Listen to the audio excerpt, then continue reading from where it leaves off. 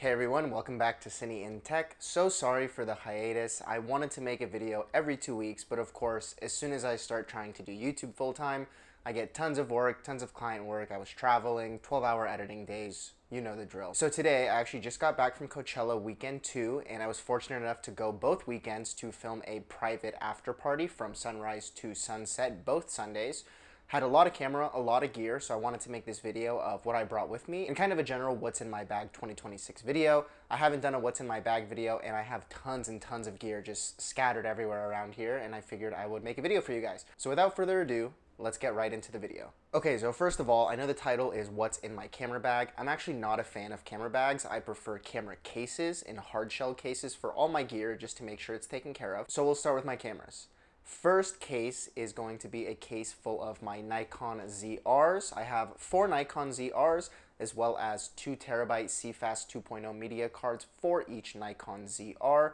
And the reason I have 4 Nikon ZRs is because I film lots of multicam, lots of DJ style live events where they want 3 or 4, sometimes 5 angles. So I decided to invest in my own set of Nikon ZRs because it saves me the rental fee and it saves me the hassle of coordinating rentals. Plus I get enough work with the ZRs that it actually was a worthwhile investment. My next camera is going to be a Red Komodo X. Now, I have my Red Komodo X, and this was my first camera. It's my primary camera, my primary shooter. I have the ZRs, like I said, for multicam stuff, but also for a B or a C cam to my Red Komodo X.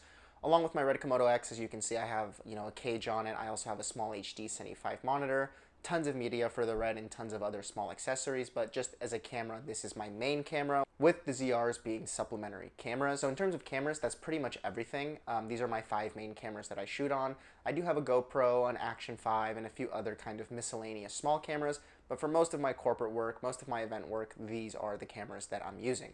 So the next thing that we'll get into is my drone bag. Now I actually do have a drone bag. It's just a cheap Race Day Quads bag that I've had forever. My main drone that I currently use is the Pavo Pro 20 Mark II. Now this uses the DJI O4 Pro, which has the same sensor as the DJI Osmo Action 5. This drone weighs less than 250 grams, even paired with a 650 milliamp battery here that I use. Alongside it, I use my DJI goggles too, as well as a Radiomaxter Boxer Crush with the AG01 gimbals.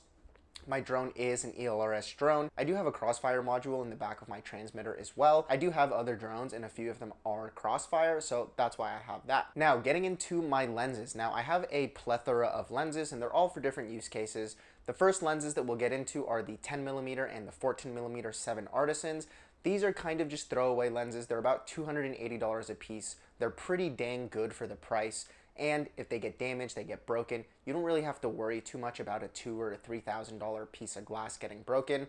And I use the 10mm and the 14mm for a lot of frontal DJ shots on live events, a lot of wide kind of establishing shots for these multicam things for a crowd shot, things like that. Any place that I'm going to rig the camera where I want a wide angle and I want to keep it nice and light, I go ahead and use these, and again, they're like $280 a piece. If they get broken, they get damaged, which it will happen when filming multicam DJ sets.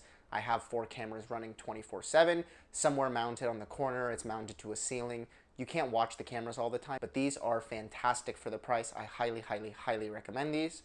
Alongside the 7 Artisans, I also have a set of Laowa Rangers. Now, these are Super 35, and these are mainly for my Red Komodo X.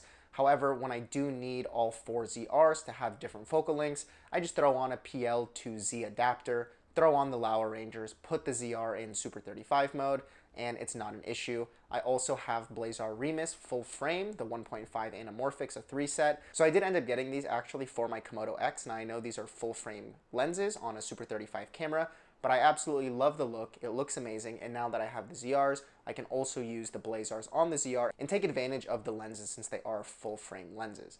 So in terms of lenses, that's about all of my main lenses. Anything else that I need, I usually will rent. I just don't see a value in purchasing certain lenses that I use maybe once every couple of months, such as like a 1-400 or a 70-200. Those are just not lenses that I use too often. So getting into the last portion, which is just really accessories and kind of batteries and things like that. Always got to make sure you keep tons of batteries. I have 4 99 watt-hour small rig batteries. I love these batteries because they have a USB-C port. Being able to charge them through the USB-C port makes it super easy for traveling. Being able to charge your phone from it makes it amazing. They only are 99 watt-hours, but A 99 watt hour will last a Nikon ZR, filming in H.265, not red raw, but H.265. It'll last 12 hours. I tested it both weekends at Coachella, and each weekend a 99 watt hour lasted all 12 hours on a ZR, filming in H.265. I also do have some 212 watt hour small rig. Now these are some big hefty boys, and these are also amazing. Dual 140 watt input and output USB-C. You can charge this entire battery in around an hour and a half, and it lasts around 3 to 4 hours on my Red Komodo X. So these are amazing batteries. I always recommend having a plethora of batteries, and for me, for kind of run and gun social media stuff, the small rig ones are absolutely the best, and they're a great price. Another thing that I like to keep around is mini tripods. You never know when you're going to need a small mini tripod to put on a table, to put in front of the DJ, to put up on a shelf. You never know. They're super versatile, super handy, and they're not too expensive. A few other things that I like to keep in my camera bag are microfiber cloths, multi-tools, lens cleaners, sensor cleaning wipes, just kind of a small plethora of things that you might need when you're out and about and you're shooting, when you're with a client. If you haven't shot with this client before, if you don't know the location, you don't know exactly what the shoot is going to entail, it's always good to have options, and it's always good to have extra things in your camera bag. So thank you guys so much for watching. I know this was a little bit of a shorter video. I just have been super busy, and I wanted to make something because I really do want to stick to 2 videos a week. So thank you guys so much for watching. Make sure to like, subscribe, comment. I'll leave links to as many things as I can down below. Don't worry, they're not affiliate links, so I'm not going to be making any money from that. I'm just adding links in case you guys want them. But thank you guys so much again for watching. Make sure to like, make sure to subscribe, and I'll catch you guys in the next one. Peace.